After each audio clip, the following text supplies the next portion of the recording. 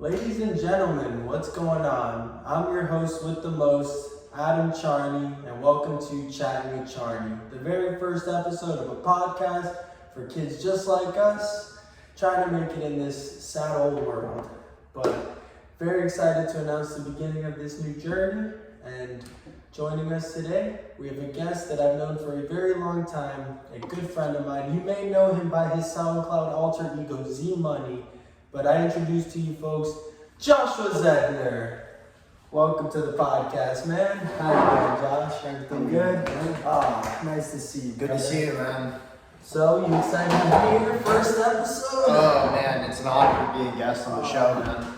What'd you think of that monologue? It's fantastic. Really? That's how you open up the show, honestly. Yeah. You gotta get yourself started like that. I thought I had to do some corny shit to, get really into the element of this whole podcast thing. But really excited to have you all here with us, maybe all 6 of you.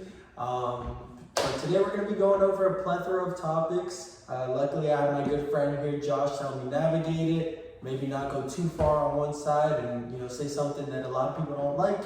Not that I'd ever do such a thing, but we've got a few bullet points to go over, and it should be fun. But, first off, how's your day been, Josh? It's been fantastic, man. Honestly, I woke up today at, 11 o'clock. Just vibed for a little, it's my day off from work. So, yeah. Just what do you like to do on your days off? Well, I typically wake up, catch a little vibe session, and then hit the gym. And then vibe session is a translation for those of you that might know, is a time where you relax. Absolutely. Okay. So I go to the gym. Once I'm done with that gym session, typically it would be with my boys, or sometimes by myself, depending on the day. But I hit the gym. Go to the beach after, hit a nice cardio workout to get myself ready for the sauna. Get a nice 30-minute sauna session in. Now, hold on. I want to stop you there, because this sauna thing, that and the cold plunges, it's becoming a big, like a phenom nowadays. A lot of people are trying to buy into it, and I personally, I think it's a bit of pseudoscience. I don't think anything really backs it, and I've gone a few times, don't get me wrong, you feel great after or whatever, but I think it's all in your head. You think there's any real benefits to going and sweating yourself in a room of wood around a couple sweaty naked dudes and then freezing your dick off till it's about half an inch long? Yeah, that's a fantastic point. But I do think the main benefit for the sauna in particular, I wouldn't know every benefit for the cold plunge, but for the saunas in particular that you're discussing, for your heart rate, it's good, and for your breathing, it's great, and you definitely get to sweat out a lot of toxins when you're in there. Oh, and we know we got to sweat out them toxins. I've been talking to a lot of evil women, but nonetheless, that's pretty much the only toxin, because you already know this, but I have recently taken the next step into a full sobriety. I've been sober from like alcohol and harder drugs almost exactly 2 years now. Today marks the day, funny enough. But I just quit smoking weed like 2 weeks ago, and I've done that every day since I was like 13. And really, the withdrawals are kicking my ass, man. I've got feelings of hopelessness. Any of you thinking about doing it, I highly recommend it, because you're a lot more productive. I'm starting a podcast, and but you definitely have a hard hiccup in the beginning. You want to kill yourself. A lot of you probably should listen to that thought, but for those of you that are worth existing, just fight through it. It goes away, I promise. And it's bright on the other side. You're full of life. You like corny little things like, oh, we have a special guest. Hey buddy, how's it going? Sorry, man. No worries, just an autistic kid. But no, he's a great guy though. And I completely lost my point. These fine old challenge chaps are throwing me off. Anywho, let's go over some of the topics I have written here. First, I want to start with something very neutral, very non-divisive. Let's talk about abortion. No, I'm just kidding. I wanted to Women can choose what they want to do. But I can choose not to pay child support. That wasn't funny. Anyway, first topic of the day. We got a couple of good ones here. It's hard picking one I want to start out with. You know, why don't we start with some that kids our age can relate to? I'm 22 years old, by the way, about to be 23 for those of you that may not know. Same as Josh. He's already 23 though. Something that we actually have a valid opinion that may have some gravity to it. Let's talk about navigating a life post-primary school, like when you're finishing high school, getting into college, like whether you should go to college, because I think it's a joke, but you know, some people, that whole thing works out for them. And you know, I just want to delve into the pros and cons of what that all looks like and who should do what. So Josh here, luckily, went to college, finished it, saw the thing through. You went to the University of Gainesville, right? University of Florida in Gainesville. In Gainesville, same old. Yeah. Go Gators. And I myself did delve into college for a bit. I was a Florida International University Panther, RAR, but I didn't finish. And I'm happy with my result. Are you happy with your result? Sorry, I was texting another surprise guest Oh, on the show. yes, I forgot to mention. To tell him we might have someone joining us. He's the opinion on all matters Jewish related. He's an aspiring rabbi and kind of a weird guy, to be honest. But we love him anyway, and you know, it's fun to spice things up with a weird dude. You need a weirdo in your group. If not, you guys are just, you know, Manila. Honestly, I would agree. You need someone that's outside the box in your group.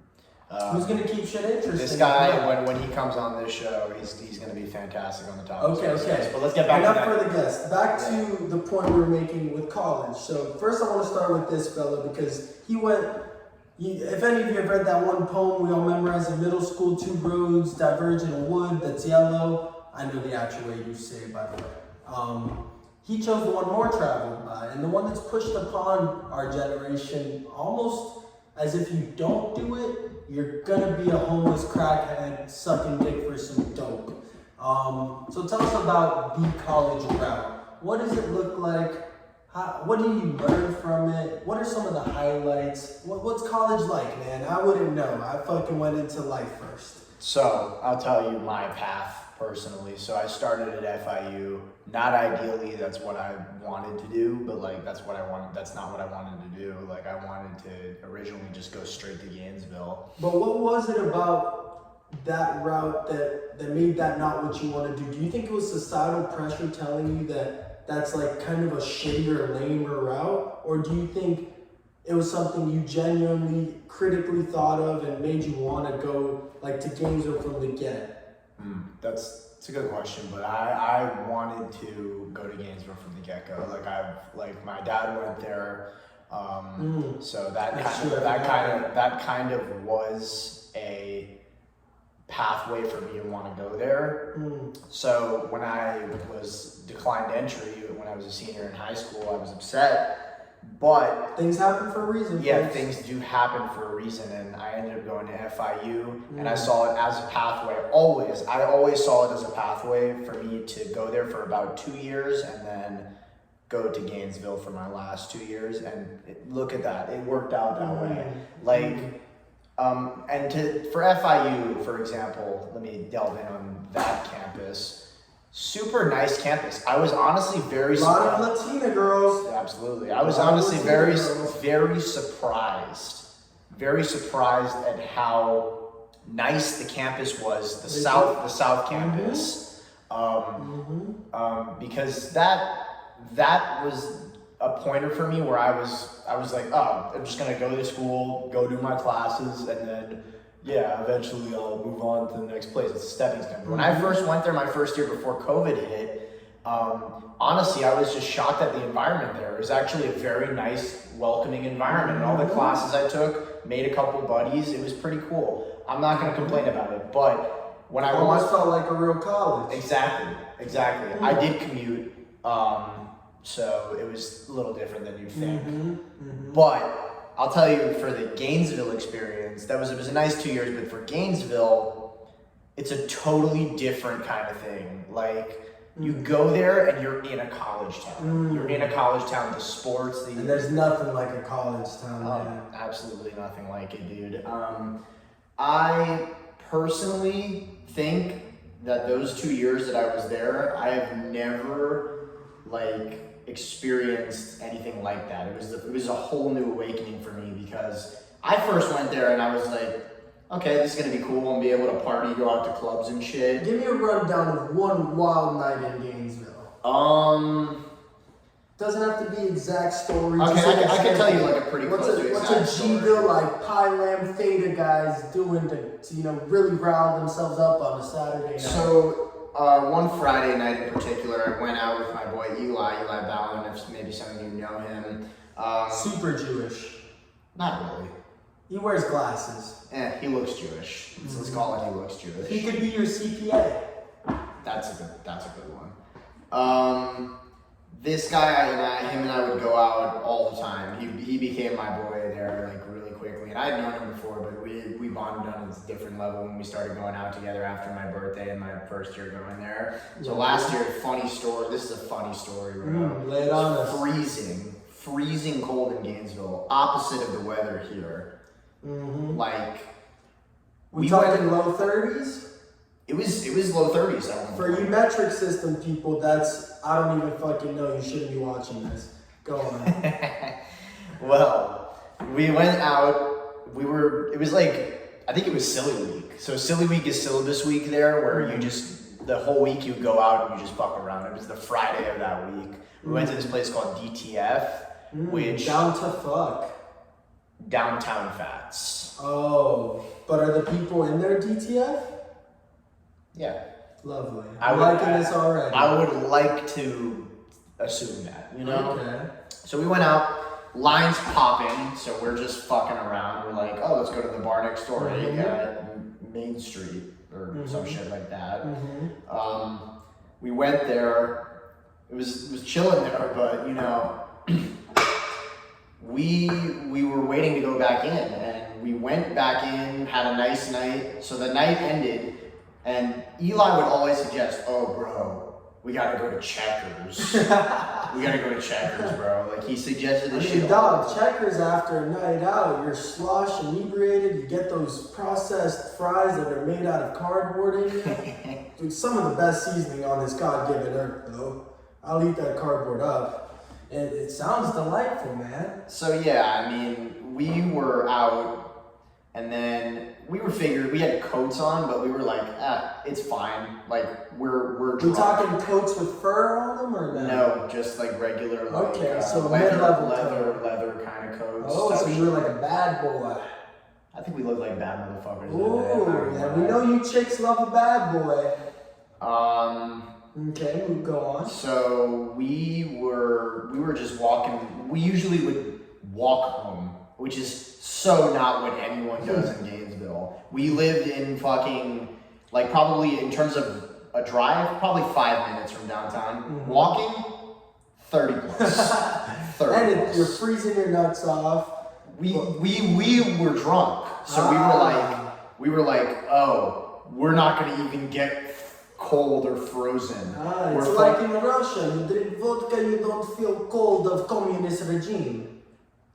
Exactly. Okay. Okay. So, yes, we were walking back, and then we go to Checkers, and we're outside, we place our order, everything's good, we're all chilling. Question. Any homeless crackheads hanging around the Checkers of Gainesville? Let me tell you, there wasn't a homeless crackhead, but what I'm about to tell you is pretty damn close to that. Lay it on me. This guy, we run into this guy who was also waiting for Checkers at the same time as us. And what is this, 2 in the morning, 3 in the morning? Almost 3 in the morning at this point. So we're fucking there. This guy was telling us, first thing he tells us, funny enough, you just made the Russian joke, I think he had to be some kind of Russian guy. He was Russian, and he told me... Why? What makes you think he was Russian? His accent. He spoke like this. No. Okay. Okay. So he He told us, this is one of the first things he told us. He told us about the fact that he hiked from Sarasota to Gainesville. And that he was Correct hiking. me if I'm wrong, that's a 2-hour drive?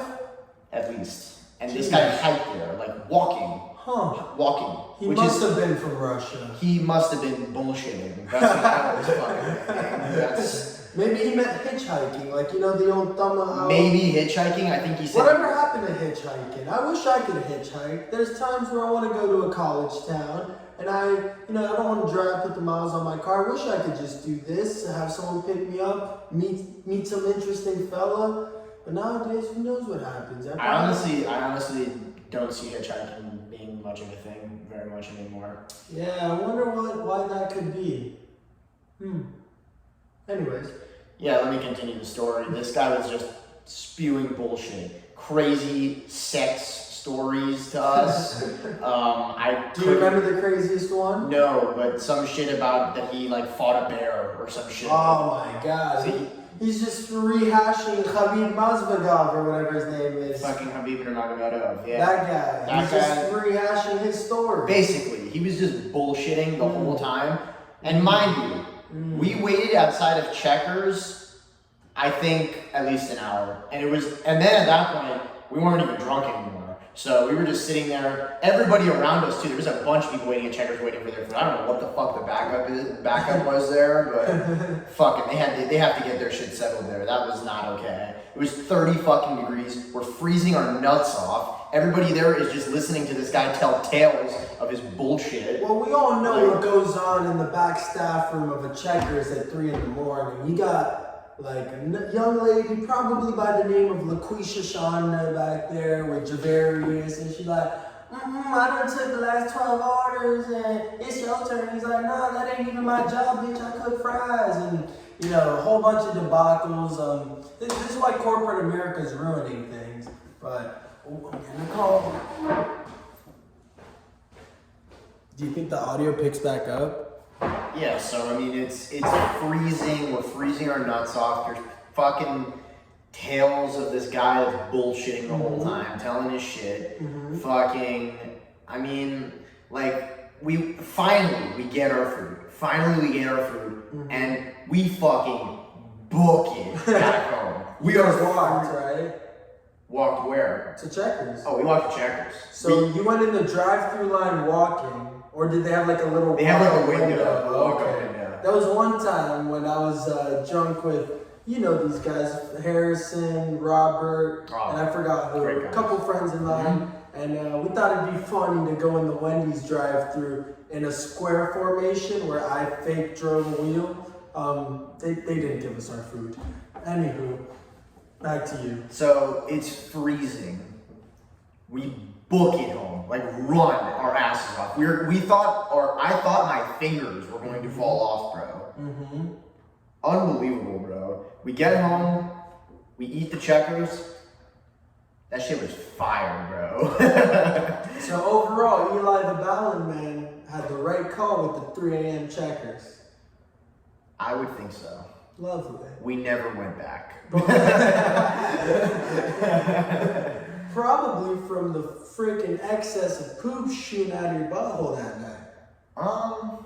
No, that wasn't it. You have to lie to the people. Guys, he shot himself that night. He told me. Anywho, we'll move on. That's bullshit. What the fuck he's talking about? But where does this night get crazy? Is that the end of it? That was it. Oh my god, I thought you were gonna end with you're walking home and 7 strippers raped you, but they're women, so you like the rape. You know what? I wish that happened. Guys, rape is not funny. It's only funny in this sense because it was women raping men, and we all know that's hilarious. That's okay. Double standards, they exist. It's not my fault. I'm not a fan per se. I'm not a hater of it per se. They just simply exist, and I'm gonna take advantage of them when I can. Like when my teacher slept with me, and I got a high five in the courtroom. Did that actually happen? No, you fucking idiot. I wish. Anywho, so college is fun. A lot of adventures could just happen sporadically. Actually, that story reminds me of a time, because like I said, I didn't get the whole experience myself, so I tried to seep off of the experience of others by visiting all my friends in UF, Tallahassee, FSU, Tallahassee, as some of you may call it. Those that have gotten the HIV from there, that's HIV if you're not picking up on the slang. And when I'd go on these trips, it was very similar to your story. You're out, you're partying, chicks are throwing themselves at you because they're like, oh my God, it's my college years. I'm freaking, independent woman. Honestly, it's just horniness. It's just, you throw a bunch of 20-year-olds in a room together, they're all gonna fuck each other, Mm-hmm. It's just the cycle of life. But, a lot of stories just like that. You leave the club, you're all walking, it's freezing cold, because like he said, it's like 70 always down here. And you run into funny little altercations. One time I remember actually, I was walking with some friends, freezing, and it was Halloween, because Halloween's a big event in Tallahassee. And Halloween's obviously changed over the years. No one dresses up spooky or cool anymore. Hoes just dress up hoey. And they have that saying where bitches don't get cold. That is not true at all. All these bitches were cold. Cold as shit. Cold-hearted mostly, but also cold in temperature. And I was walking with some of the guys, and some drunker walks up to me. She's like, hey, can I have your jacket? And I was like, what do I get out of this? I'm gonna be freezing cold. It's a fair question. And she goes, well, you can come in my Uber with me and make sure I get home safe. And I was like, if that's what I'm thinking, yeah, I'm in. That's your in. I mean, that's you're thinking that's your in. Anyways, I went home with her, and all her roommates were guys, and they kicked me out the second I got there, and the bitch left with my jacket. Not to say women are bitches, but she most definitely was. Yeah. That was an expensive fucking jacket, man. It was from Zara. That's some bullshit. At least $30. Anywho, that's the college life. Now, did you learn anything? I was about to touch on that topic. Okay. So I'm gonna give you guys what I think about college right now in terms of the educational aspect of it. The partying is sick. Okay, Don't get me got wrong. that out of the way. Everyone knows We're talking that. about the partying. Now, do you learn anything? Let me put it to you this way. You can invest hella time into learning, and if you don't actually give a shit about the information, in the end, you're not going to process the information when you're done with college. I'm telling you right now, from my own experience, I was a business student, and I did all my classes. I studied hard. Everyone's in business, though, right? Yeah, a lot of people, a good majority. It's just like specifically what are you in business? But I'll tell you what, I was intrigued by it because you know what, business. It's like, oh, business, you could do anything with that shit. You can do anything with that shit. Business. It's business, so everything's a business. Everything's a business. Everything's a business. You know what the oldest business in the book is? What is it? The oldest transaction of currency for services? You know this, man. I'm giving you an LE. It's prostitution. I just thought I'd, lighten things up with a fun fact. Anyways, back to you. Anyways, like school though, like I always wanted to do shit with sports. So once I was done with school, I was looking for shit with sports, and like, yes, I did do a couple of interviews for jobs that were like marketing shit, which I thought at the time was like, okay, maybe that's a good start for me. But you know what? Once I saw like what my responsibility would be, I'm like, bro, I don't want to do this shit. I don't want to be in front of a computer just typing my life away, bro. Like, you understand? I don't think anyone does, unless maybe you're Asian. But most of the time, that humans aren't meant to be that way. Like, you sit in a freaking box and you're just staring at blue LED light that's putting information in your brain. That's counter-evolutionary. Cavemen looking at that through like a fucking telescope would be like kind of ashamed in us. They'd be like, what happened to raping and pillaging? Hunting and gathering. Like, the good old days. And you know, it's sad that in the country, it's not our country, I'll take that back, because I love America, but in the world we live in nowadays, everything's so like, how efficient can you be, like, how much work can you do, and, you know, we're losing touch of what's really real. That's a good point. You know, I in terms of like that job thing, it's just like I can't really. I wouldn't want to be doing that. There's no interaction in that. Like right now, what I'm doing a fucking customer service job at a shop, and bro, just interacting with people is so much more entertaining to me than fucking just sitting in front of a computer and putting in transactions and shit. And like, I don't like even like.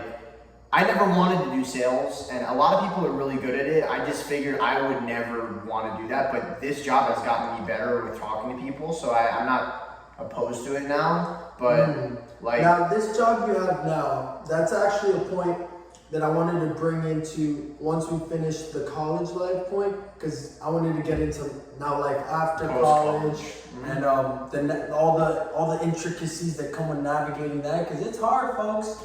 But I still want to I want to bring this point home. We got to land this plane with college. So let's bring it back a step. What did you learn? What did you learn? You said you didn't want the computer stuff. You wanted to specialize in something with sports. Anything in college actually teach you something in regards to what you wanted to do? Probably how to use Excel. That's literally the biggest point that I took up. That's pretty effective, man. Making a spreadsheet. You know, you need that for a lot of stuff. There's a lot of things you know how to use a spreadsheet, but in terms of the material, like that shit is kind of like, in my opinion, useless. What about the out of class experiences? Did you learn anything out of class that may help you in real life?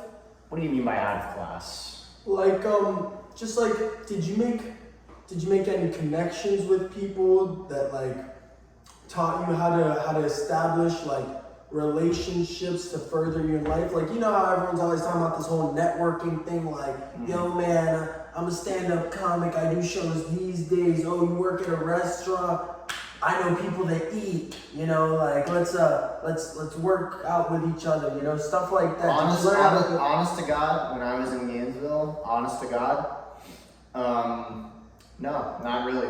Like, it's kind of hard to believe that, but... Oh, I got one. You learn how to live on your own. That's actually a very, very good point. I did learn how to live on my own. That is one good thing about college, folks. Especially, obviously, if you were very sheltered growing up. Now, this isn't a diss at my man here, but he came from, what do they call them, helicopter parents? Pretty much.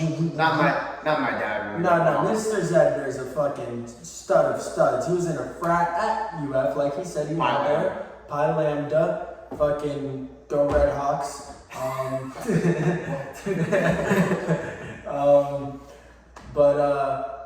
Yeah, his mother was kind of anal about things, and folks, this is a lesson for any of you that may have kids or are planning on starting a family. If you don't allow your child to grow, he's going to be a shell of the man he could be.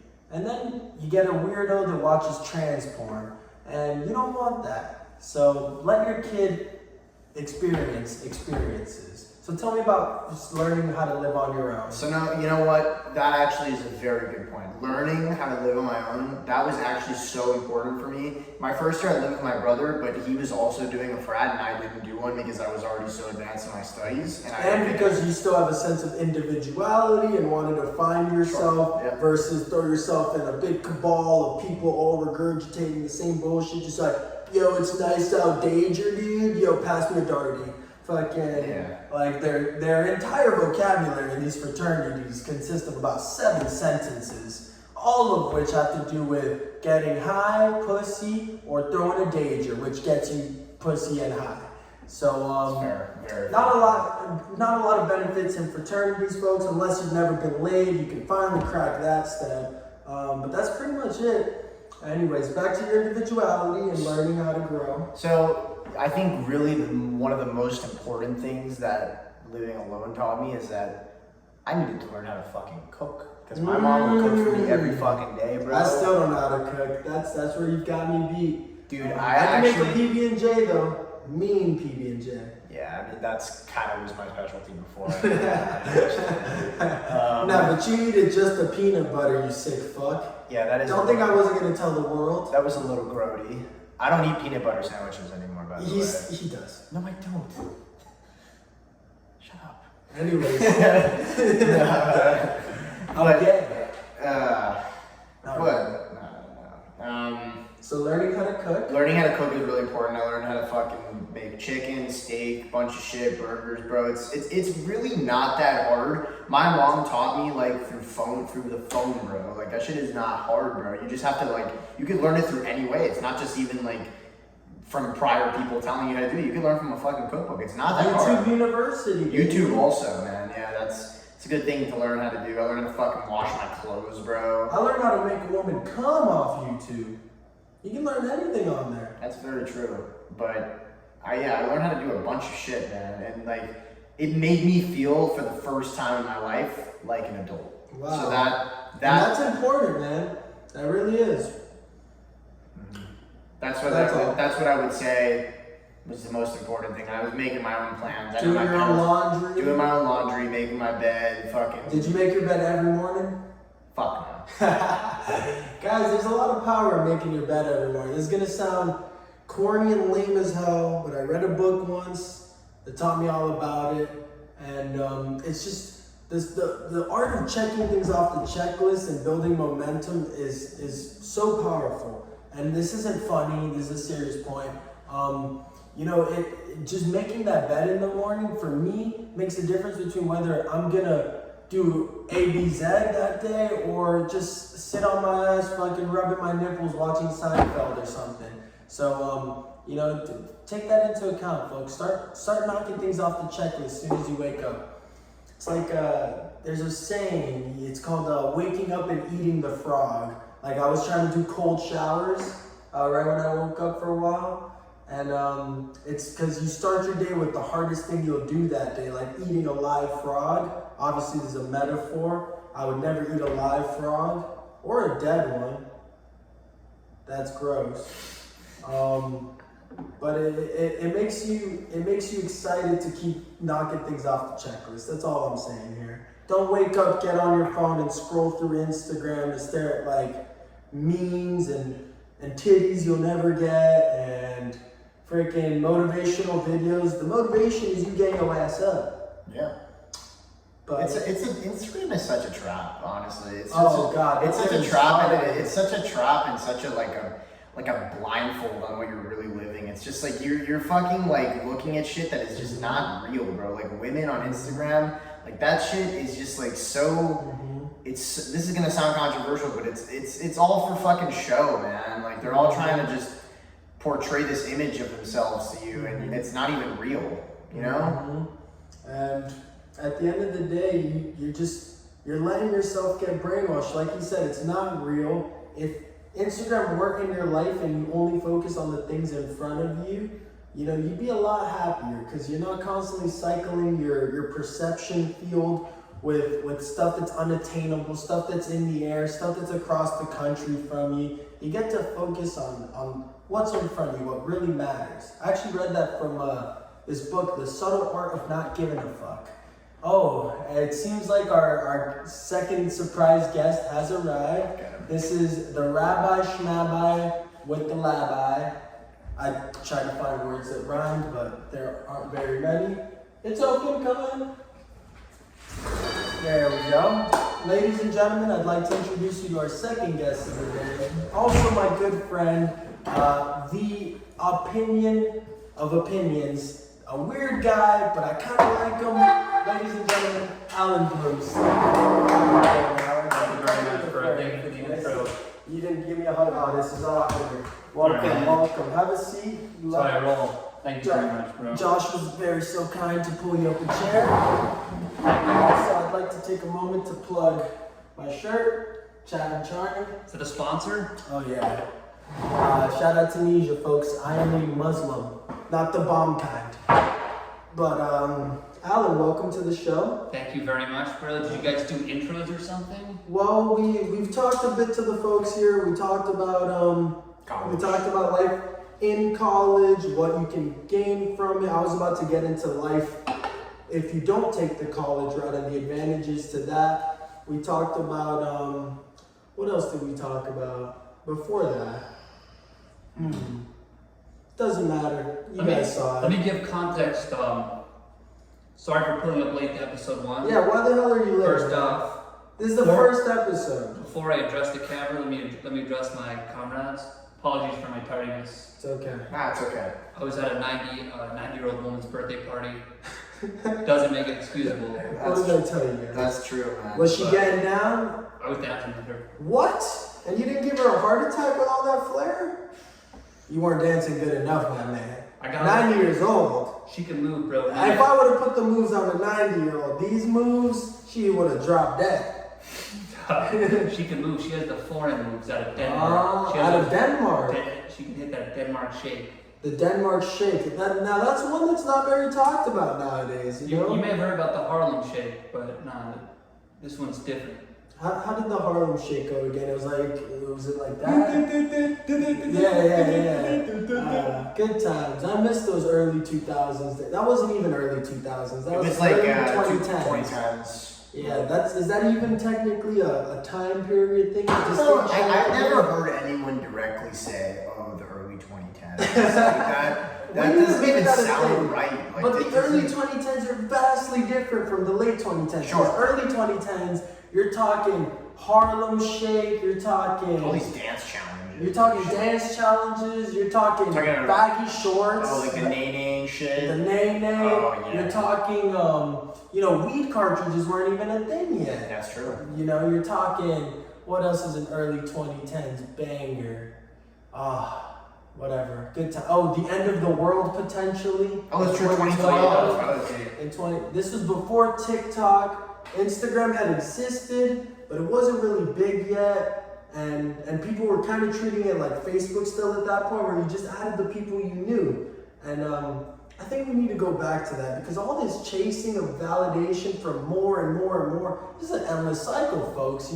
You feel this bottomless pit of needing more, and you'll never be satisfied. First off, you'll never be in a happy relationship like that, because for your man or your woman to compete against the validation of, like, you post a shirtless pic, got your abs out, or you got your nipples out, whatever you may subscribe to, you're gonna get thousands of people liking it, commenting it, telling you, oh, you're so cute, you're so hot, and no one can compete with that. So I think a lot of us need to bring ourselves back down to reality, or you'll never be happy. I'm saying this for you folks, not for me because I'm insecure and think I'll never find a girl because she's gonna keep posting ass pics online. It's for you guys. But so you were tardy because you were at a 9-year-old's birthday party. I was at a 9-year-old's birthday party. Now, was she drinking? They were drinking. They did a toast with some vodka. Nice. She still sips? She sips, bro. One thing about the Danes and a lot of those European countries Thanks, is Josh. they know how to drink. In Denmark, they say skål. That's like their l'chaim. But it's not the drink skull. Are they drinking the? That's what they used to clean off the hibachi grill when they're done frying everything. That's that $4 vodka, son. Is skål is a Denmark thing? I thought that's like a Vikings or like, isn't it like Norway shit? It could be a Viking thing because Denmark. I know skål is Vikings in Denmark. They're all the same shit. It's a Scandinavian, like they're all Vikings out in Scandinavia. Okay. Scandinavia. That's exactly. You know what's crazy? I don't understand why people glorify Vikings so much. People love Vikings, and like Vikings were dirty fucking people. They never showered. They never washed their hair. They wore fucking like animal fur that they didn't ever change out of. The rashes and fucking nasty scabs they must have had under that shit. Probably disgusting. And they also raped and pillaged a lot. Yeah. I guess when I think Viking, I just imagine a towering figure. And they weren't built like that either. They were scrawny, skinny little Scandinavians. Have you seen? Nah. Have you seen a Scandinavian ever that was massive and jacked? No. No, tall as hell. They could be tall, but they're lanky if they're tall. Yeah. Oh my God. They're pretty lanky.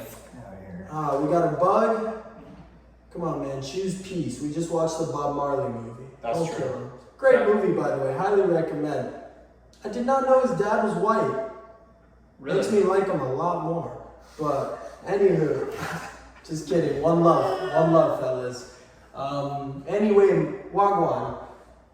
So we were talking about, we were trying to weigh the benefits to going to college right after primary school versus diving right into the world. As you both already know, you guys have yet to know, I went straight into the world. I did college for a little bit, but like Josh was harping on earlier, I was going to be a computer science major, which the only inevitable route where I would ever use that would be sat like this, like all day, every day, till I blow my brains out. So that wasn't the route for me. Now, Alan, before I get to me, because I'm humble, I'll let you go first. You explain to the people, did you choose the college route or did you go right into life?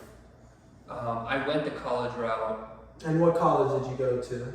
My college initially was Indiana University. Up in Bloomington, Indiana. Bloomington, Indiana, where my brother was at. And Mark Cuban went to the Kelly School of Business there. Mark Cuban, some of the other alums. Let's see, I know Isaiah Thomas went there. Oh, short guy? The original Isaiah The Thomas. dirty bastard. And you know what? Let me know. Those were some dirty fucking players. All you sports fans know, those Pistons back then, I don't like them. They were trying to hurt my guy. Big MJ guy, by the way. Fuck LeBron. I don't even want to say the original Isaiah Thomas because, bro, there could have been an Isaiah Thomas before him. It seems things are recycled, so I don't want to say the original. Maybe there was a guy. I'm sure there was more than one Isaiah Thomas. There's probably been 6 million Isaiah Thomas eyes since before his time. Thomas is a common African American last name, and then Isaiah is also a very common first name. But I like their gander. It's very chic, it's unique. I might name my son Isaiah Thomas. But anyways, yeah, I went to Indiana freshman year. That was 2019. Let's not get into COVID. By the way, I have a ton of black friends. Yeah, he does. I'll verify that for sure. Thank you. Just double credibility. He does have black friends. Cosign. Also, he has black friends. Yeah, double cosign. 100%. Shouts out to the sponsor, Skittles. Oh, make sure you guys use your balm. Skittles lip balm. Skittles if you lip really balm. want to taste the rainbow, you can also swallow my cum. Oh, that's... that was disgusting. We'll be right back. So, Adam, lay it on us. I was at Indiana 2019 with my cousin, same age. We were having a good time. The way you imagine college, with the drinks. I caught 2 alcohol infractions very quickly. Wait, you're not just going to speed past that. How did that come about? The first one was we were in an apartment getting drinks, and the resident advisors, be very wary of the resident advisors, the RAs. Could have cool ones, could have snakes. They came in on us, requested our identification, cited us. And then the second time, it was a World Series baseball game. I ordered through a delivery. Wait, who was playing? Dodgers? I know the Yankees. Dodgers? Maybe the Dodgers. The Yankees didn't make it to the World Series. They haven't been in the World Series since How old are you, Dodgers? Maybe the Astros. Fuck the Yankees. Fuck the Yanks. Maybe the Astros. Go Dodgers. Astros were definitely in it. Okay. Astros Royals. I'll look it That up. sounds right. I'll confirm. Astros Royals. That sounds right. I'll confirm. I know baseball. I'll confirm that for I you. know baseball. You guys keep talking. I'll confirm that for you. 2019, we ordered through the delivery service, go puff some White Claws. It was the trendiest drink. You guys are, of course, younger than drinking age at the time. Younger than drinking age. Very illegal. I was 18. Wow. You got started early. Ordered the go puff. Big fat delivery of White Claws. Delivery man got the alert. Delivery man is here. Went down. He handed it to me. I swung around. And right behind me were 2 RAs with walkie-talkies. They actually, you got fucked. I had to follow behind them to a sink in a nearby building and pour out one by one, I believe, a 12-pack of White Claws. Oh, wow. They should have at least confiscated it like the cops do so they could do it later. Yeah. That's messed up. Fucking RAs, man. Waste of some good old booze. RAs are just like losers, let's be honest. Yeah, what kind of a person becomes a fucking RA? Like, The bro, same you're fucking literally- kid? you're literally- The kid that broke me up for skipping class in 4th Bro, grade? the thing is, if you're an RA, bro, you're literally a fucking, like, a student, bro. You're like a student, bro. You're being an RA for a fucking... Now, what's worse? A dorm? Are you kidding me, bro? Like, come on, bro. You really have to have, like, be a fucking loser to be an RA. Like, let's be honest. It goes Nazi war general, RA. That's fair. And these are 2 Jewish men. Yeah, I agree. Now, what's worse though? An RA or a TA? A TA is a teacher's assistant, for those of you who don't know. Same premise, a fucking lame old student who's sitting there next to the teacher, the same guy that was bringing apples to him in 5th grade, and he's like, yeah, greet all the peepers, and they're talking back there, he's on his phone a lot. It's like, we're grown adults, this is college, man. Shut the fuck up. But, I don't know, I think TAs are worse. You think TAs are worse? Well, you know, I've never had an RA. I'll be honest. I've never had an RA. I've never had an RA, but I've just based on hearing that shit and hearing what, like, my friends that were in college had to deal with them, bro, they think they're part of the fucking government. They think they're fucking, like, they make the rules, bro. Now that does make you think though, because have either of you ever heard of the Stanford prison experiment? Bro, I'll tell you what, man. That was on the top of my list of things to search on Google, among my other 102 tabs that I have open right now. And that, What I tell you guys, sick fuck. But you know, so you guys are both familiar. It Yeah, seems. I For those of you that may not know, the Stanford prison experiment was an experiment conducted for the sake of psychological breakthrough. They wanted to understand the psyche of what could have made the Nazis follow orders, for lack of better words. Just like kind of it recreated the same scenario where they were told these people are all bad. They would take 2 groups in Stanford before the ethical committees were a thing in psychology, and there would be one group A that were bad people, deserve to be in jail. Not actually, but for the sake of the experiment, they were like, you guys will play these people. And then group B are the guards who keep them in check, take them in and out of the cell, send them out to recess, whatever it may be. And they found in this experiment, after enough time, over and over again, because there were a few rounds, the guards would always end up, when being told to do something and that they were allowed to do it, like shock the prisoners and go higher and higher and shocking, like pain, they would always do it, because once sorry folks, technical difficulty. As I was saying, when they were given the opportunity and told it was okay to do whatever they wanted to within their power to keep these people in check and like make them inferior, they would never stop. They'd go harder, treat them worse, and this reveals something about the human psyche. When given power, absolutely, what's that one quote? Fucking power, absolute power makes, whatever. You guys know what I'm talking about. Anywho, it was the same reason the Nazis just followed orders, because once justified that these people were beneath them, they were happy to do it. It's a sadistic primal urge inside of people to want to see other people hurt and be the one doing it. so was the psyche that was the massive breakthrough, was it that people's willingness to obey orders without bounds, like no matter what you're told, you'll do it in that environment, or was it more on the power? I think it was more towards the power, but that's what made them okay with following those orders, because they felt a power over these people. Like Hitler's like, oh, these Jews are dirty people that ruined our country. I want you to go show them a lesson, you know? And they were like, oh, I have the power to do that, and it's almost condoned. It is condoned in their sicko perspective.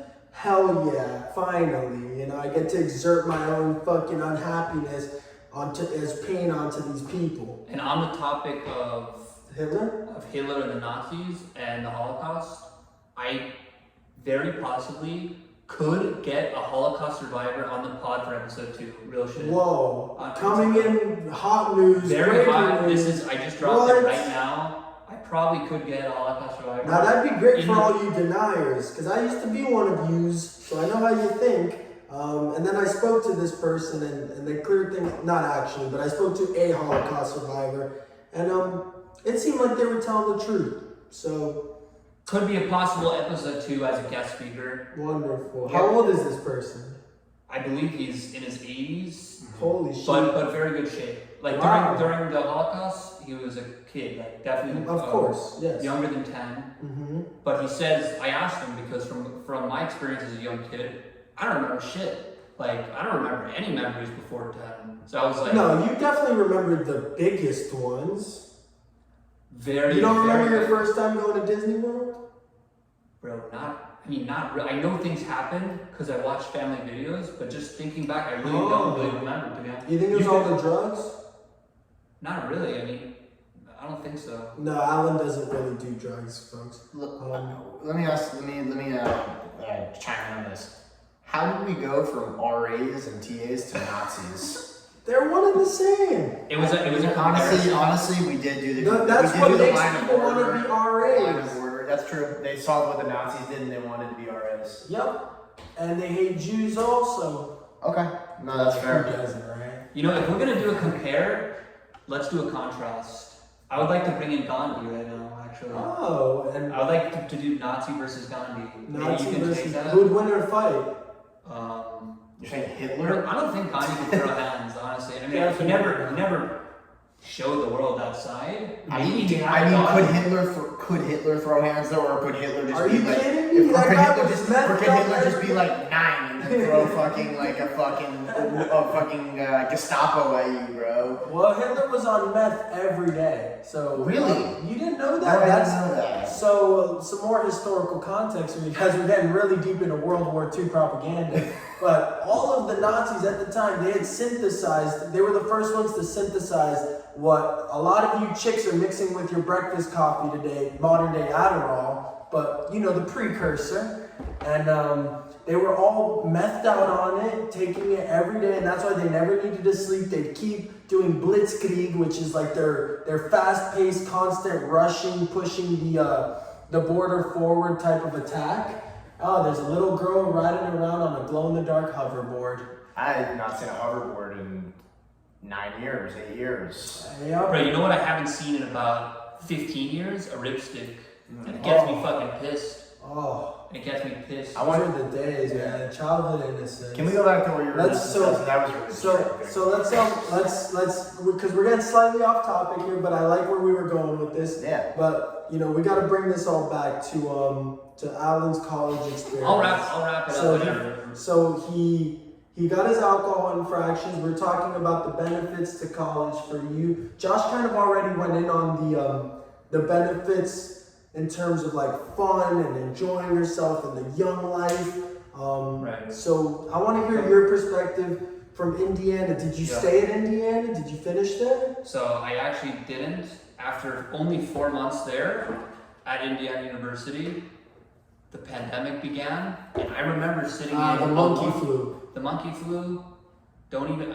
To be honest with you, I don't even know where the fuck the flu started. To this day. To this day, I don't know where it started. Could be from a lab. I don't know. I think the two possibilities are either lab or food market. I believe those are two possibilities. But anyways, moving on. COVID happened. I remember sitting in a woman named Miss Rebecca Butters' class.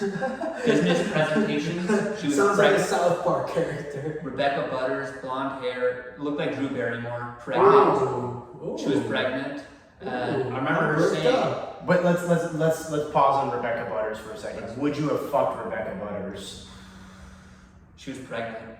Would you have That fucked her? doesn't change the Would you have question. fucked her even if she was pregnant or not? You could have had a little surprise waiting for you, like you go all the way in and you just feel like a little boop, boop, like a little pinch on your pee.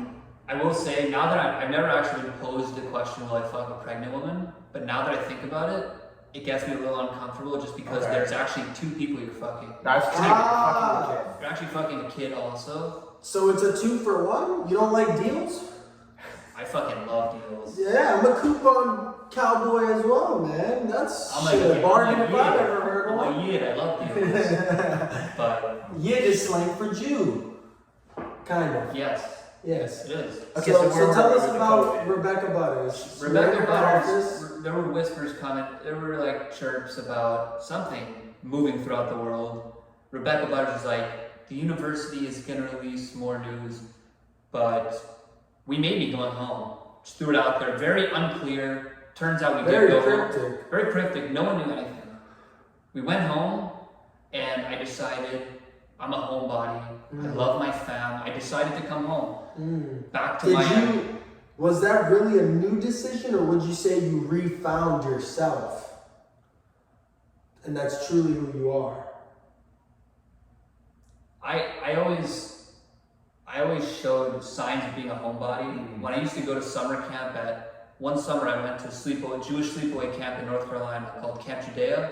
I would sit under the moon alone and think about my parents falling asleep, what they were doing in my house back in Miami. It was a sad fucking scene. Yeah. And look, that's the truth. Look, that's beautiful, and I'm glad you mentioned something like that because, you know, in a lot of ways I feel the same way, and I feel like in the world we live in now, there's a lot of societal pressure forced upon us, and like just this bad stigma about exactly that, staying with your family. I come from a Muslim background, they're Jewish.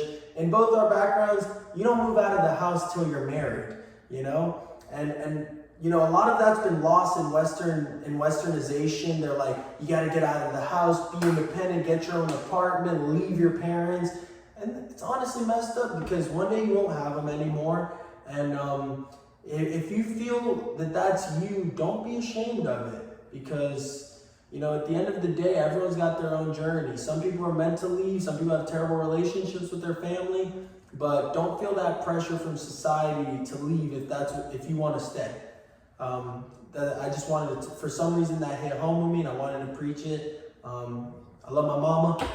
That's beautiful, man. Continue. That was a good take. Thank you. So that was, I always showed signs of missing the family, missing home. According to my mom, I would write back letters from camp. Very sad, like this. Allegedly, my mom may have the copies. Maybe we can like blast out on social media. She's got the receipts. You guys will see them.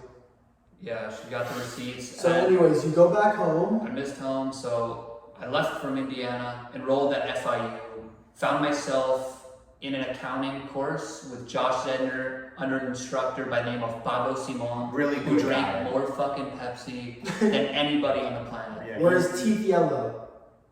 Honestly, I don't remember them being. I think he had perfectly fine teeth. He literally always had a can of Pepsi on his desk. Don't listen to the psyops, folks. Pepsi's good for you. So I was back at FIU, and then from there, it was online school 2 years, and then we were back for my senior year. But overall, after I've wrapped up my college experience, that's where I went. My areas of interest, I kind of dabbled all over the place because they say college is a time to discover yourself. Yep. And I'll tell you what, life is about discovering yourself. It's not just college. I talked to my parents, friends, grandparents. My grandmother told me, I'm still discovering myself every day. I didn't know, I still don't know what I want to do. And she's worked a whole career, 30 years. It's about experimentation. I was with the newspaper at FIU, the student newspaper. I was with the women's basketball team at Indiana. Wow, women's basketball. I tried to go to a lot of How'd you events, watch those games? but it's impossible to stream. You have to pull up to the stadium. And did you enjoy them? You see that new girl, Caitlyn Clark, that's blowing up in that women's basketball thing? Yeah, I just checked out her Instagram for the first time today. Honestly, good-looking young lady. You think so? I think she's got pretty eyes. A little too much woman for my taste. But I still think I'd smoke her in a one-on-one. But the girl's doing her thing. All credit to her. She just broke the record for, I believe, she's now nobody cares. all-time points leader for NCAA, whatever. Fucking bullshit. I don't know. Women's college basketball all-time leader in points. Congratulations to her. Congratulations, Caitlyn Clark. Do you think they get like whatever the equivalent to paid time off is in basketball for when they're on their period? Or do they play through it? Because that I'll give some That's actually a good question. That I'll give some respect I for. have never known the answer to that question. I don't watch women's sports personally. That's just me. Oh, you're disgusting. No, I know you're fucking around. So yeah, like if like it maybe like I think I've watched a little bit of the tournament last year. I don't know if they do play through their period or not. That's a good question. The ones that do, kudos to you ladies. You're tough bitches, man. Some tough bitches. Some tough bitches. And that bitches is a term of endearment, by the way. That's actually a positive bitches. Yes. Like, it's all in the tone. When you're like, fucking bitches, that's negative. Yeah. But when you're like, that bitch, good. Yeah. Anywho, going back to my good friend Alan here. Yeah, I'm pretty much wrapped up on my college journey. That was it, but I would like to wrap it up with a couple pieces of advice. Because my younger sister just finished high school. Smoking hot, by the way. Thank you very much, Adam. Just finished high school, and now it was time to go to college. She decided to take a gap year. But I told her, honestly, when you go from high school to college, you got to pick something. I didn't know what I wanted to pick to study. And honestly, most people's priorities coming out of high school are not right. They don't know what they want to do. They don't know what they want to do. And out of college, they're just like, I need to go to college. That's what I'm told. And everyone's going there. And like, I can party and be away from parents. Sounds good to me. Yeah. And honestly, it was kind of kicking it to the curb for me because I didn't realize until I finished business school that I didn't want a business job like sales or one of those. We just discussed that. I said the same thing. I didn't actually realize that until after I finished college. So I told my sister I would take some time. I actually heard, I'd like to throw a shout out to a Kanye West video I saw. I heard Kanye talking about this. No need to rush into college. Think it over. Take a year. Go experience. Look, discover about yourself. Introspect. And try to figure things out about yourself before you make a move into college. That would be my advice from my experience. And not only is that a great quote, but a phenomenal segue into my perspective on things.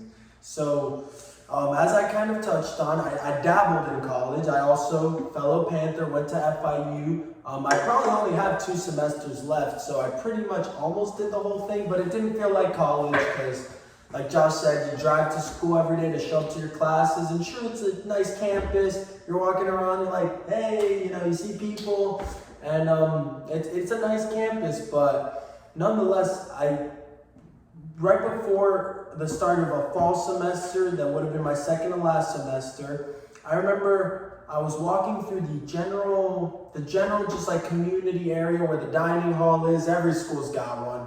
And they're having like a job fair. A bunch of people have got their presentation boards, all these sleazy a-holes trying to get you in their pyramid schemes. And I'm walking through minding my own business, AirPods in, because I was still a depressed, isolated, like juice-rolled kid.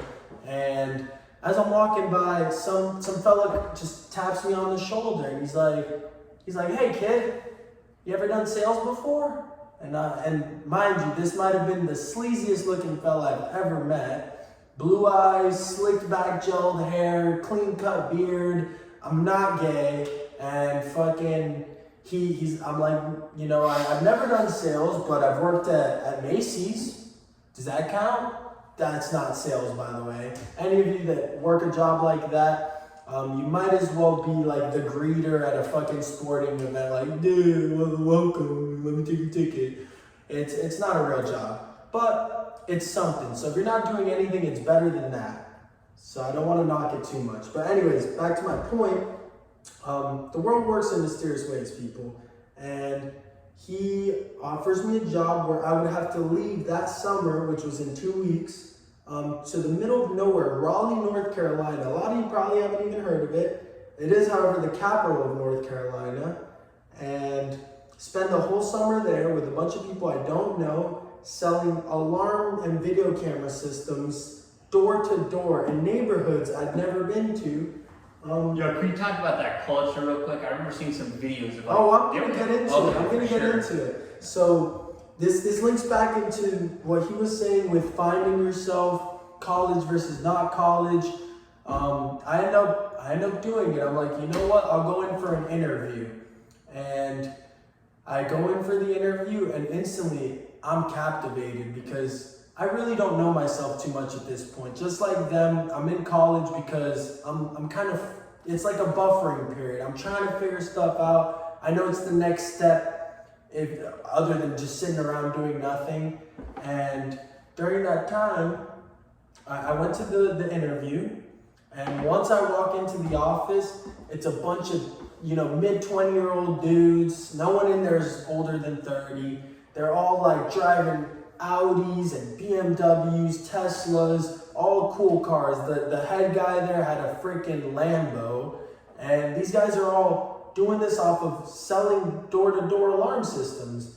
And as soon as I walk in, I go to the interview room, we're kicked back, feet on the table, hitting vapes, talking about our sex lives and conquests we did when we were younger. And I felt like I was in a scene of Wolf of Wall Street.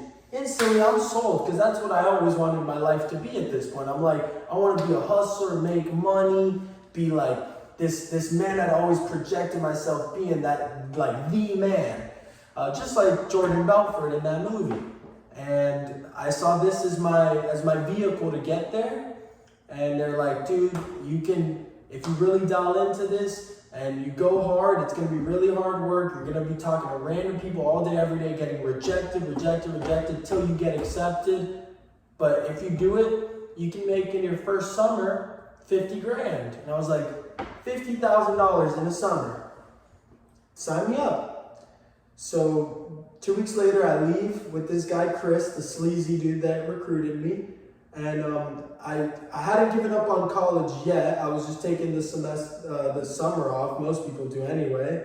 And I go, instantly, I'm faced with the real world. I get my face kicked in. I'm trying to show up at people's fucking doors to sell them an alarm system. Like, hey, sorry to bug you. Boom. I didn't realize what I was getting myself into. But after I spent maybe a month not even getting a single sale, I forgot to mention the whole thing's commission based, so they don't pay you $1 unless you make them money. And it was really tough. I'm on the phone with my parents every day lying like, yeah, I'm selling, like it's going great, because they're concerned. They're like, you ain't doing shit with your life. Come back home and go to college. After a month of that, and just practicing my stuff every day, trying to figure out what I'm doing wrong, I finally get my first sale. And throughout this whole experience, I forgot to mention, there's a lot of growth coming with it. Learning to face rejection, learning to take big risks. I, for the first time, lived on my own. Like Josh said, that was huge. I was in an apartment with roommates. I had to go grocery shopping. I had never done that shit. So anyways, I'm learning how to finally become a man, and I'm talking to all these different people. Mind you, you're having a different conversation with a different person every 5 minutes. You got crackheads, you got well-earning finance people, you got blue-collar people working in factories, truck drivers, people on unemployment, veterans, pedophiles. You got hood dudes that are just like, nah, you said no upfront costs? Come in. Like, You're learning to traverse all these different walks of life. You're really building not only a thick skin to face rejection, you're becoming a versatile chameleon where you can mesh into any of these types of people and really resonate with them. So these were the first 4 weeks. I get my first sale, and from there it just catapults, explodes. I convince a friend to come up midsummer. He lives with me. We're both on the grind together, and I end up seeing the thing through, getting really good at it, and it taught me so much to be able to because at first I'd never aspired for anything leading to that point. There was nothing I had done in life where every day I was like, okay, what could I do better? Okay, I'm gonna go over my pitch 5 times. Oh my God, I was watching sales videos, reading sales books, going over my pitch, role playing with people, devoting so much to something. Like, the closest I'd ever gotten to that was middle school basketball and going to practice every day. I never really applied myself to this level, so it taught me so much, and that I can do something. I was like, well, if I just apply myself, bite the bullet, become okay with sucking at it, I can see things through. And there's so much power in that alone, folks, that I can't stress enough. That's projected me to do anything I've wanted till now. You know, trying to do stand-up comedy, trying to start this podcast. It gives you a sense of like, I can do things. No fear. It's like now you almost have no fear. Exactly. Hit it on the money, man. And it ended up being a fucking pyramid scheme, but I made good money. And I ended up recruiting 20 people the next year, all believing in me that I can do the same for them. And I learned so much from having to teach these young guys, having them come to me with their problems like, oh, I can't do this. Yes, you can. Remember how you told me you were doing this for your mom, or to get a car for the first time, to get your own place. Made me learn how to lead people. And I think I wouldn't have traded that experience for college ever. It was truly beautiful. So there's other options for you people out there. Maybe don't go joining, pyramid scheme where they're selling you dreams and, it's and eventually going to collapse on itself. But do something fucking hard, and you might learn a thing or two about yourself. Wow, that's good shit. Thank you. I feel like I didn't drive that point home enough as I should have. Well said. But really, folks, find something that you think you have a natural likeness to do. Like, I always found myself being a pretty comical guy that can get along with people well. And once you have the potential in that direction, be ready to face all the hard stuff to see it all the way through.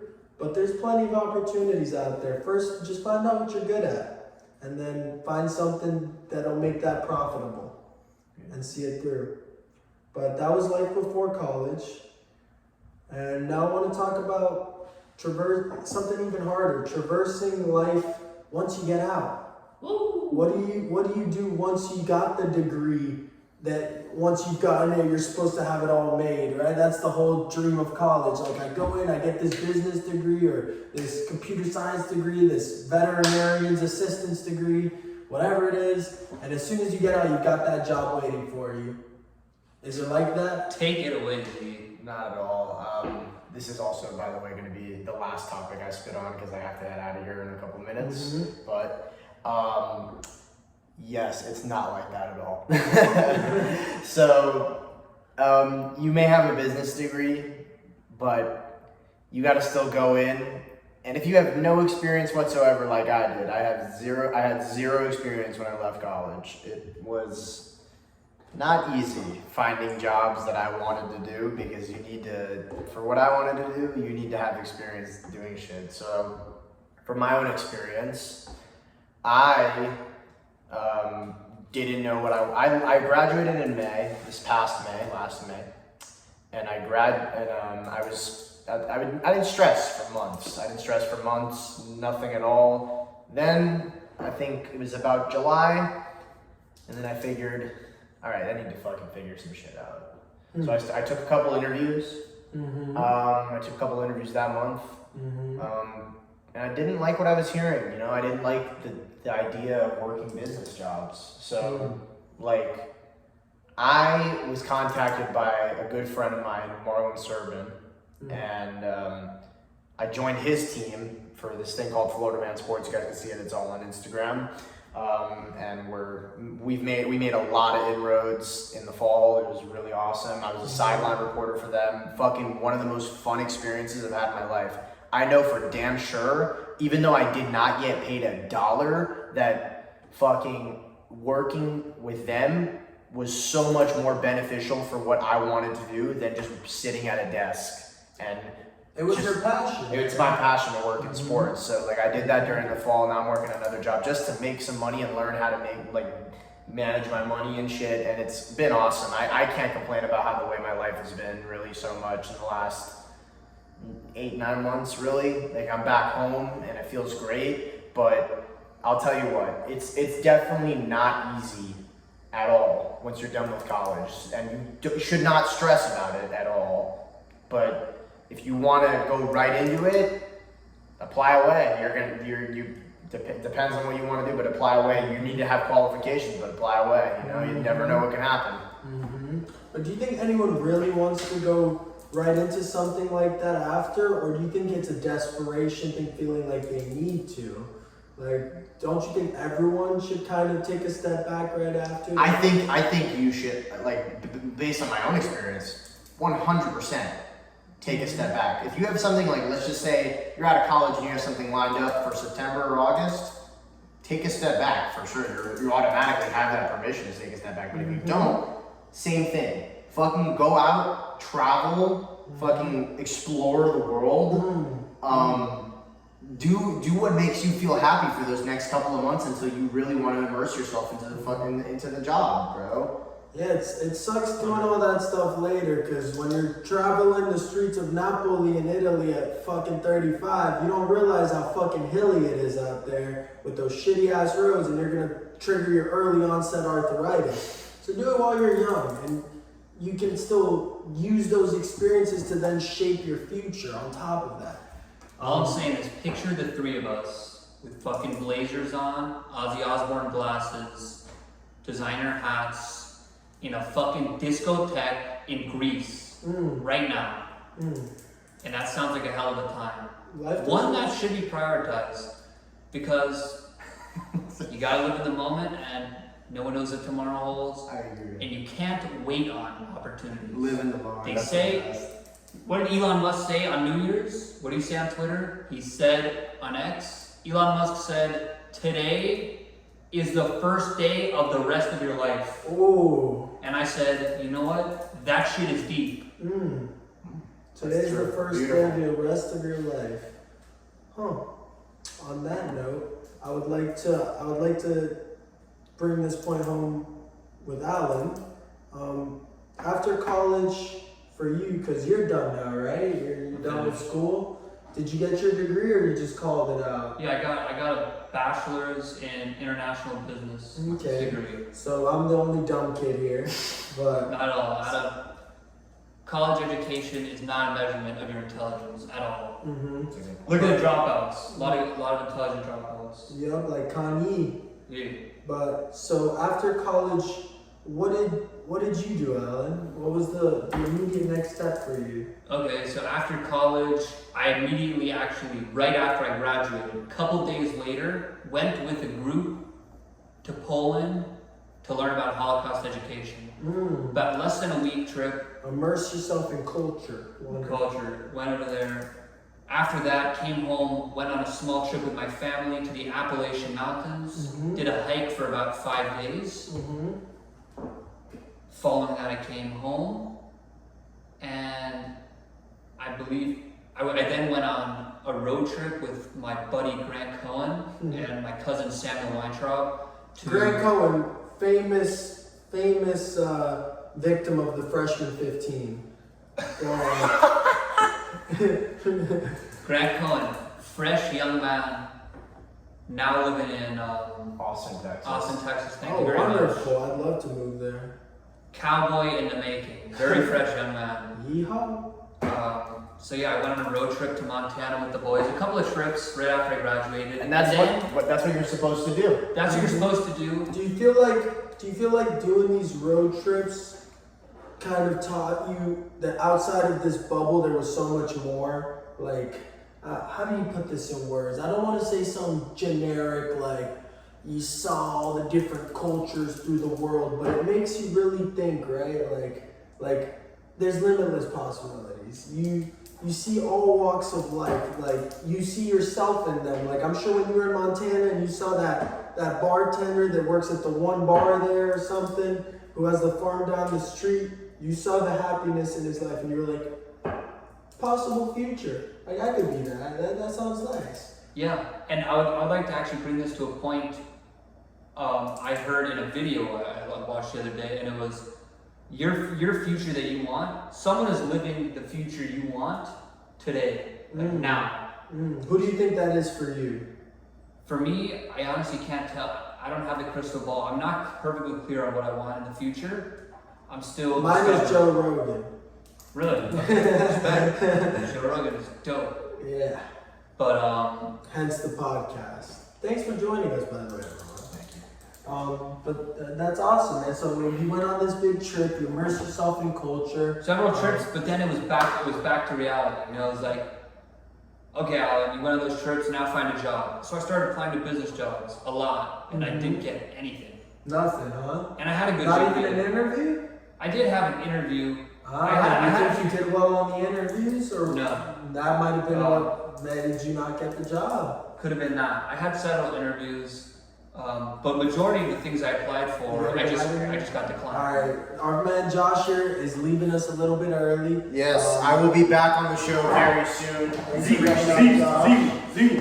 You guys definitely enjoy the rest of the show. Thank you guys for viewing it. Appreciate it. We're gonna wrap See you this, soon. We're gonna wrap this thing up, Jeff. I just wanna finish on this point. Take your turn if you want. So Okay. after you started applying, you said you didn't do well on the interviews. Nobody got back to you, not even one? Majority of the responses were, we're moving forward with another applicant. Thank you for your time. And Now, what do you sometimes think these applicants may have had that you didn't? likely experience, possibly a better grade point average. Although I have a high GPA, which I think I'm not experience flexing. is king, man. I think it's the experience. Likely experience. Whether it be on paper, like they can read you've done more, or just in how you present yourself because of said experiences. Also, sorry, finish your point. I was gonna say, I currently, after doing that whole stint of door to door for like 3 years, managing a team, learning how to sell in the rawest form, I had to get a new day job because comedy's not picking up just yet. But when it came to applying, I found one like hotcakes because I had a decent resume experience-wise, but once I showed up in that interview room, nobody was out interviewing me. I may be a 22-year-old in their eyes that still got a lot to learn, but once I came in there, they saw what I was about. They knew that I had the right head on my shoulders and the right mindset for any aspect of business, any endeavor of life, and that I'm a sponge for knowledge and ready to perform my duties to the full extent needed. People pick up on that, people, and that's why you have to immerse yourself in constant knowledge, whether it be traveling, making yourself familiar with what's out there in the world, whether it be culture and knowing about what came before us, like some stuff in music, history, and just understanding how people work, what appeals to people. You got to learn these things, folks, and people will be able to spot who does and who doesn't. And you want the respect of the one who does. I will 100% say if we applied for the same job, you would absolutely dick me in the interview phase. 100%. And I mean, not to be cocky, anyone our age I would dick in the interview phase because nobody's went out and put themselves in as much uncomfortability as I have at this level to where I got to learn all these things. So basically push yourselves past your comfort point, people. And I think a lot of it in the interview phase is confidence. I think a lot of it is confidence, and I know for a And I'm a fact, cocky fuck. you're a high confidence guy, which is a good thing. I think it's a good thing. And the chicks don't. Sometimes it works, but sometimes I'm like, get the fuck away from me. That was a terrible woman impression. but you're saying. No, if you don't have the confidence, you'll never talk to the chicks. That's true. And That's true. maybe they'll turn you down, but you're shooting your shot every time. Wayne Gretzky. So that's what I would say. Confidence is what I was lacking when I was going into those interviews, and in my opinion, is largely why I was not successful in securing a job. And still, but I can feel that my confidence has grown from when I began those interviews to now. And I think it's probably from going through the struggle of not being rejected. That didn't hurt me so much. But it was also finding myself after months of not being able to find a job in the business world. My parents asked me, Alan, what are you going to do? Really introspecting and thinking hard. We're getting in the slums. I was in the slums. Rethinking what I was trying to do. And then coming back, going through that struggle. It was a discovery. It was a real struggle. I think that made me grow confidence. And now I still don't fucking have a job. So that motivational speech did not lead me to a job yet, but I definitely have Give grown. it enough time. Give it enough time. 100% have grown much more confident, and we'll have a job soon, believe that. And I see it, man. I see it. The confidence is there. You're definitely making strides. You're definitely not the old Alan I remember. But Appreciate it. of course. Now, I do want to say we've done a good job on touching on the life after college, but there's one last thing I want to say about that, and it's just, I know we've talked a lot about discovering ourselves, and we're starting to sound like a broken record, but everyone's good at something, and I truly believe that nobody out there sucks at everything. Very small percentage suck at everything, and at the end of the day, like, everything's monetizable. I mean, think of anything. It could be that you're good at freaking holding your breath long. They need people to coach people how to free dive, like, at the end of the day, find your little niche in this crazy old world we live in, and find your place. And I think you'll be happy with the result. But that's almost, I think, is that all of it for life after college? Let me see. And just be an adult. I think that's the toughest transition. Don't lose all your childlike innocence, because you don't want to grow up too quick. You'll get bitter. I went through that for a little. Once I had a team under me, I was like, oh, I have to be this manager, man. Like, I have these kids looking up to me. I have to be, like, super serious and, like, stern. And honestly, I found that when I was like that, the disingenuousness of it stunk. It stunk. And they would hate when I got like that, because that's not me. I'm this charismatic, pretty supportive, funny, goofy guy. Like, dude, you suck at this. Like, instead of, hey man, we need to work on something, I need to be yourself. This is gonna be so lame because I hate this term, but be unapologetically yourself. Or else, like I said, you're gonna get bitter and jaded and not know why, and end up calling 188 help prevent suicide or whatever. I wish I knew that number by memory. That joke would have been tons funnier. But seriously, you want to keep some of that childlike innocence, but you have to be ready to be a fucking adult sometimes. No one's gonna baby you at a job. You're not gonna be able to be like, oh, my tummy hurts, or I'm kind of tired, or fucking I'm hungry, whatever little bitch ass excuse you could think of.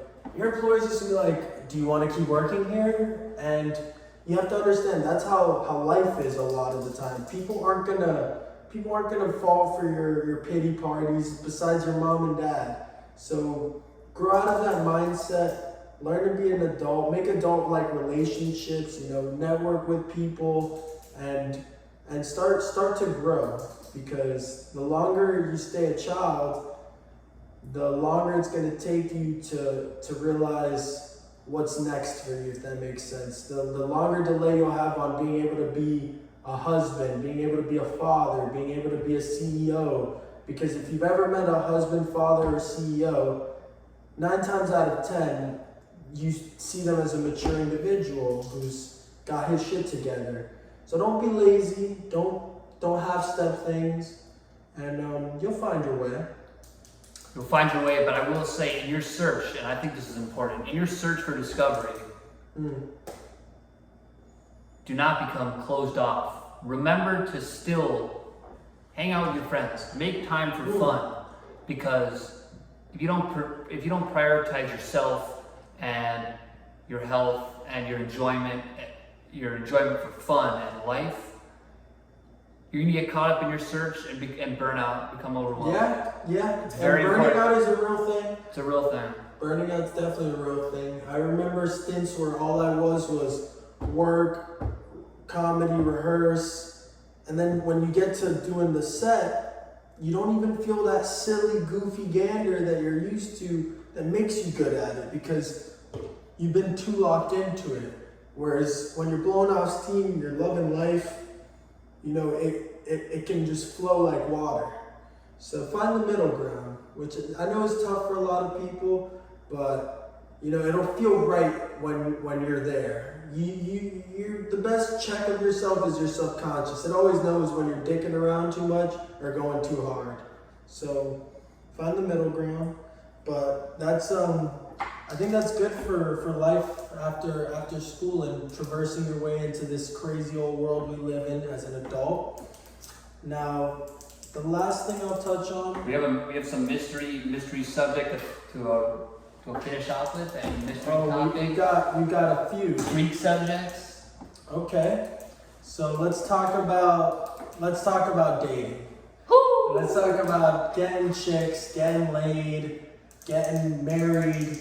Even though that doesn't exist anymore, 50% of them end in divorce. Let's talk about what's different about dating now versus how it used to be in them good old days. And I know I'm a 22-year-old dickhead who doesn't know shit about that, but what I've heard through the grapevine is back in the day, the main thing was there was a lot less options. And I know that might sound like a bad thing, right? Obviously, you want a bunch of options to find the right one, but it becomes dangerous when you have too many, because the saying that the grass is always greener on the other side is so true. And anytime you could be in a year-long relationship, 2-year-long relationship with a great guy or a great girl who 90% of the time things are swell. You guys love each other, you guys have that chemistry, you feel peace when you're with them, you feel like you can be vulnerable around them, which is gay, but you feel like you can talk about your emotions. And I hate talking about this stuff because I've put up walls since I got my heart broken and hate women, but still have cracks in your heart, or has it healed? I think we've got a few bandages on there, because deep down I'm a mama's boy. I said this earlier, people, and I have a crazy deep respect for my mom and women in general. I was that kid that was into the freaking Disney movies with the princess and Prince Charming, and you do all these gentleman-like things, put your sweater in front of a puddle so she could step over it, which makes no sense, but you do it anyway. If I was ever with my woman and danger came upon us, like, I'd put my life on the line for them. But it's scary because you can do all those things, be so happy, but in that 10% of the time where you're like, oh, I want you to delete this Instagram post. It's putting off an image that here, this is for all of you to see. Like, what do you guys think? Or maybe don't go out with your friends that night. What you want to say is all your friends are hoes and you only get into trouble when you're with them and you guys are drunk as shit. But what you really say is, and this is partly true as well, but that you're concerned for their safety. And girls get freaking mugged and killed all the time. We live in some crazy times, and you don't want them out every night. What's the point if they're with a man that they're happy with? Sure, I get it. You want to go out and dance sometimes, but you don't need to be doing that every weekend. And at the end of the day, those friends of theirs are going to tell them they need to be doing that, or else you're controlling, or they're not living their life fully. But is that even really true? Is living your life is the purpose of going all out, I guess, and not being held back to get drunk at some backstreet nightclub and walk around and shaking, your titties? Is that what having fun and being free is? No, I don't think so. I think we need to realize that those people are unhappy and misery loves company, and they want you to join them in drowning their sorrows and feeling empty. Whereas what life's really about is going fucking kayaking in the sunrise, going skydiving, seeing Mykonos, freaking going to an art museum, having a great meal, talking about what superheroes you liked as a kid, That's the true meaning right there. And it's the healthy lifestyle. I feel like a lot of people our age.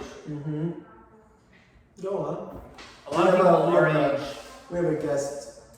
We have Josh's mother coming in. Yeah, let's give her a proper welcome. Yeah. Oh, I'm so agitated. why are you I didn't agitated? think about the room. I'm so agitated. It's It's okay. very annoying to me. Why? What Don't you happened? think it's What happened? annoying? Don't you think it's stupid? Yeah, you paid for 3 goddamn apartments What if here. I studied? What if I was studying and I needed to use the room? This is a common area. Nah, it's bullshit. You know what? I don't. Do you want me I to don't- take it up with upper management? I don't want to take it up. I don't have any problem. I'll go speak But I to don't- somebody. You know what? I honestly, like, you know me. I'm up till 3 in the morning. Mm-hmm. And when Josh calls me and he tells me I need to have them open the room, I stay up and I make sure. I call them in the front at 2, 3 in the morning, the room, you can close it, and I come up here and I make sure everything is normal. You know how I am. Of course, I you're want to anal say about that Nobody stuff. does that. Oh, nobody. Nobody. Yeah, Okay. you basically run the But place. the thing is that I don't want to call the manager because I don't know if they're making it up. Mm. Do you understand? Mm-hmm. Maybe they're making it up. They change shifts when he opens it. So And then you would maybe. get them in trouble. Yeah, I don't want to cause. No, that would be messed up. You don't want to be. You don't want to be a Debbie Downer like I don't want to that. do that. No. So. Do you want to say hi to the podcast? No, I don't. Are you on it now? Yeah. Okay. You weren't in it at Oh, all. okay. Wait, what happened? What happened to the room? No, nothing happened to the room. It's just. What? No, they originally weren't gonna let us use it because they No. got No, to reserve it. not originally. He's like, from now on, you have to reserve it. Okay. Mhm. Yeah. You As don't if have she to give it- doesn't you don't have to own give it 3 to- apartments You in don't have to give here. a deposit, but even if you own one, Mm-hmm. you pay your, it's like. Yeah, it's bundled And I into take the care of it. exorbitant The other day, pricing. You know what, the other day? What? Somebody used the barbecue and they left the cover right on the floor the day of the Super Bowl. Huh. I mean, my kids, they use Disgusting. the barbecue and everybody cleans it, and if you, it's just like, that's more an issue that you should address. Not, Mm-hmm. and I don't know if it was like the security that he was like, oh, because now they're strict with the parking, they put the people on the. By the way, I've outmaneuvered that security guard on at least 2 occasions. When he wasn't there, I just jumped the wall and then opened the door. Don't do that, because if Okay. you jump the wall, I'm gonna get in trouble, because Noah once jumped over here, over the thing, and he got in trouble. He broke something? No, No, he he didn't just break jumped something, he it jumped and then- over, and it was on the camera, and I got in trouble. in the car. You degenerate. Okay, I won't do it anymore. Please don't jump on any walls or anything, because I just Alan's don't being a want- troublemaker. Alan, please. I wasn't trying to get trouble. No, but it's, you can, I won't do it I'm anymore. allowed to have guests, and I can have as many guests as I want, they're just now putting a paper on the Just car. sometimes the guy is like, Which is gone. done. when I come to the front, Oh, because they. that the worker, sometimes he's not there, and I'm like, I Because they're here in can't. the back in the bathroom, but the thing is, I was saying is that if they're so strict about, I don't believe it, but if they take away my privilege to use this because I have to write it in a book and reserve it, then they can't use it to sit here and eat their lunch. Oh yeah, como venga. Okay? I'm Uh-huh. sorry. Ms. Zedner, what do you think is wrong with dating now, and why is it so hard? Why? Yeah, what's wrong? What is it with the guy or the girl? What's the issue? Why is it so hard They're to not on the date same now? page. Oh yeah, what does They're that not on mean? the same page. In what way? Because the girls are not serious or the guys are not serious. Ah, so it could go either way, but it's just someone's serious and Yes. someo's not. You think it's that I simple? do. Are we serious about finding I'm That's serious. a good I want one. a wife and kids. right You're now? too young. Not now, but I want to meet my wife now. Doesn't mean we'll have the kids. I don't want a wife, I just want kids right now. No. You want that Single responsibility? dad. You don't even have a job. Really? Exactly. We're gonna get a lot of this guy. Alan, what are you doing? You're You gonna want a put him in kid the with no house? job? You're gonna keep him in the house? and You're then gonna feed him ramen noodles every night? Nah, bro. Come on, I have keep to going. go in because my brother Okay. needs something. Bye, Ms. Zedner. Where's Josh? He wanted to catch the All-Star game. Okay, so I'm gonna let it go. Okay. I have to Let it learn. You have to Let help it me go. let things slide. go. Let it go. It's alright. Because you know what? Like, You'll get riled up. I know. no, I you, get yeah. riled up, I and I know. have to learn that these are so stupid things. You know, like there's so many bad things in the world. Like Mm-hmm. this is so stupid. Like Mm-hmm. that's why I'm not confronting her because I don't even know if it's true. And if she has an issue about it, she can deal with my husband. Yeah, they're just making it up, but don't get them in trouble. I would never do that. I know. We know. I would never You're a do that. sweetheart. I would never do that. We It's know. just annoying to me because you guys are such good kids. You know, like you come here, you Whoa, men. men, sorry, men, and they tell me that all the time. What? Anna tells me that all the time, the manager, she's like, your son and his friends, everybody who lives here, they're so responsible and respectful. Us? Yeah. Ooh. You hear that? You better edit that. Why is that? Bye, sweetie. Lovely gal. Smoking hot, by the way. Anywho, you heard it from her. Is she dating? That could be an issue. Someone's always serious and someone's not. I find I'm a bit of a lover boy. I'm gonna come clean here. The second a girl touches my pee-pee, man, and we share a laugh or a dinner and things are going well, we can bounce off each other, I'm in love. The power. I'm in love. The power of the pickle tickle. Ooh, the pickle tickle. Is that the maneuver? Is that the edge they've been working on me? Have you gotten your pickle tickled? No. Not once. I am well on my way to becoming the 40-year-old virgin. No. Maybe, man. Alan, you won't make it to 40 without a pickle tickle. You never know, man. You'll find a nice Jewish gal. Does she have to be Jewish? I would probably like to have a Jewish one. And that's not racist, folks. It's not. It's working within the confines of your belief system. And I find that beautiful. Did you cover religion today? No, we haven't talked about religion. Save that for another day. Exactly. That's going to be, we've got a bunch of bangers lined up. That'll be episode 2. And maybe even with the survivor, we can cover religion. Maybe we can cover religion. That would be beautiful. With the Holocaust survivor, whose name is Alan Hall. Alan Hall. Early intro, because I really believe we'll have him on here for episode 2. Oh, that'd be wonderful, man. I'd love to hear his story. But, on that note, ladies and gentlemen, it's live from Saturday night. Good night.